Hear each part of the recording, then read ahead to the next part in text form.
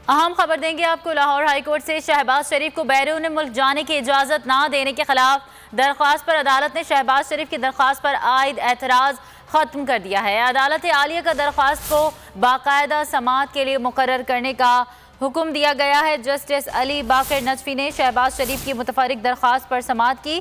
मियाँ मोहम्मद शहबाज शरीफ की जानिब से अमजद परवेज़ एडवोकेट और आज़म नज़ीर तारड़ एडवोकेट पेश हुए। लाहौर हाईकोर्ट ने शहबाज शरीफ को बैरून मुल्क जाने की इजाज़त दी, ये मौक़िफ़ अपनाया। इस हवाले से मज़ीद तफसीलात बताएंगे नुमाइंदा बोल न्यूज़ मुनीर बाजवा हमारे साथ मौजूद हैं। जी मुनीर, बताइएगा तफसीलात।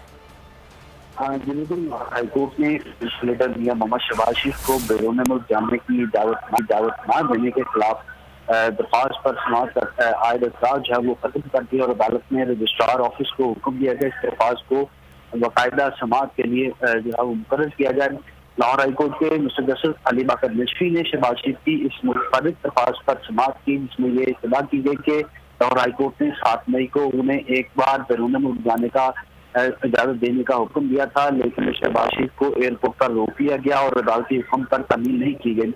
जब समाअत शुरू हुई तो शहबाज शरीफ की जानिब से आज़म एडवोकेट ने मौका इख्तियार किया कि अदालत में डिप्टी अटॉर्नी जनरल पाकिस्तान भी मौजूद थे और उनकी मौजूदगी में अदालत ने शहबाज शरीफ को 8 हफ्तों के लिए बैरून मुल्क जाने की इजाजत दी थी, लेकिन इसके बावजूद अदालती हुक्म पर अमल नहीं किया गया। इस पर अली बाकर नजफी ने ये रिमार्क किए कि आपकी इस दरख्वास्त पर अभी एतराज लगा है कि इस दरख्वास्त को ये दरख्वास्त जो काबिल समाअत नहीं है, क्योंकि अदालती हुक्म पर अमल के खिलाफ जो है बहुत शुक्रिया अपडेट करने के लिए मुनीर बाजवा।